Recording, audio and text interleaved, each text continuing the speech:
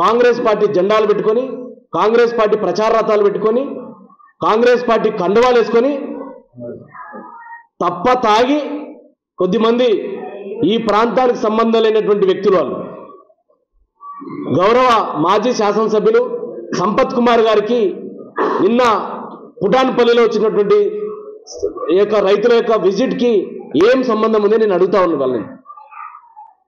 మీరు ఎందుకు ఆ రకమైనటువంటి బల ప్రదర్శనతో వచ్చి రైతులని మోసం చేసేటువంటి కుట్ర చేస్తా ఉన్నారని అడుగుతా ఉన్నాను నేను. ఐజమ్ మండలం నుంచి కొద్దిమంది రౌడీలను తీసుకొచ్చి, గుండాలను తీసుకొచ్చి రైతు సమస్యలని బీఆర్ఎస్ పార్టీ లేవనెత్తింది కాబట్టి బీఆర్ఎస్ పార్టీకి ఆ యొక్క పేరు రావద్దని ఒక అక్కసుతో చేసినటువంటి ఒక కుట్రగా నిన్న మేము అభివర్ణిస్తా ఉన్నాం.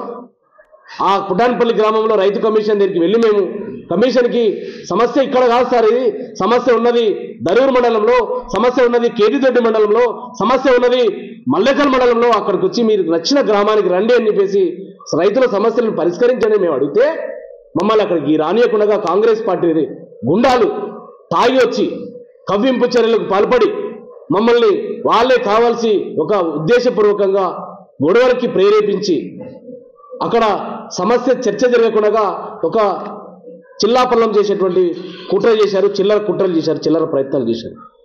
మాజీ శాసనసభ్యులు సంపత్ కుమార్ గారు, మీరు ప్రజలు చీదరించారు, మిమ్మల్ని కొట్టారు, మిమ్మల్ని కొడితే మీరు ఎక్కడో పాతాళలోకంలో పోయి పడ్డారు.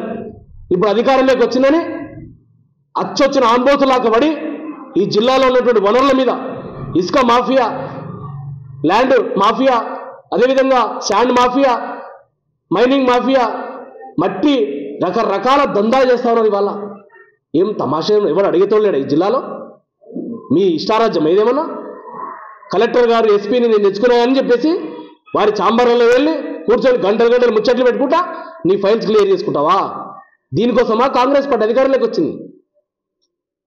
రైతులను మోసం చేయమనే, రైతులను పొట్టగొడితే మాత్రం మీకు రాజకీయ భవిష్యత్తు ఉండదని చెప్తా ఉన్నాను, హెచ్చరిక చేస్తా ఉన్నాను నేను.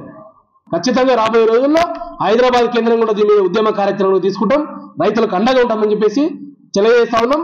కాంగ్రెస్ పార్టీ వాళ్ళు, కాంగ్రెస్ గుండాలు ఈ జిల్లాలో అమ్ముడుపోయినారు. ఇలా సీడు మాఫియాకి అమ్ముడుపోయినారు. ఇవాళ ఈ రకమైన పిచ్చి ప్రేలాపనలు చేసి, కవ్వింపు చర్యలు చేసి ఈ రకంగా చేస్తే మాత్రం ఆల్రెడీ మీకు ప్రజలు బుద్ధి చెప్పారు. మంగ రాబోయే స్థానిక ఎన్నికలు కూడా మీ భరతం పడతారు. గ్రామాల నీకు సంపత్ కుమార్, నీకు దమ్ముంటే, రేషం ఉంటే ఆ గ్రామాల్లో పర్యటించును, రాజవేలి మండలంలో పర్యటించును. నిన్న గద్వాలకు వచ్చి ఏదో తమాషా చేసినట్టు కాదు. నీ దమ్ముంటే నీ సొంత గ్రామ చిన్న తండ్రపడివా, నీ పక్కన ఉన్నటువంటి పెద్ద తండ్రపడివా, పెద్ద తనవాడివా, రాజోలివా, మాందోడివా, ఆ గ్రామాల్లో ముఖం లేదు నాకు. ఆ కంపెనీతో కోట్లాది రూపాయలు తీసుకున్నట్టు మా దగ్గర ఆధారాలు ఉన్నాయి. తీసుకొని పోలీసులు ఆ రైతులు వద్దంటే కూడా, ఆ రైతులు వద్దని చెప్తామంటే కూడా బలవంతంగా అక్కడ పోలీసు బలగాలను తీసుకెళ్ళి అక్రమంగా కేసులు నమోదు చేసి దాడి చేపించి జైల్లో పెట్టారు. సిగ్గనిపించలేదా? నీ కోట్లు వేసిన రైతులను జైల్లో పెట్టిన సిగ్గనిపిస్తలేదని ఎట్లా ఏ ముఖం పట్టుకొని వస్తే బహుశా రా. ఈడొచ్చి నీ పుటాన్పల్లి వచ్చి నిన్న తమాషా చేశాడు కాదు. ఖబర్దారని తెలియజేస్తా, హెచ్చరిక చేస్తా ఉన్నా.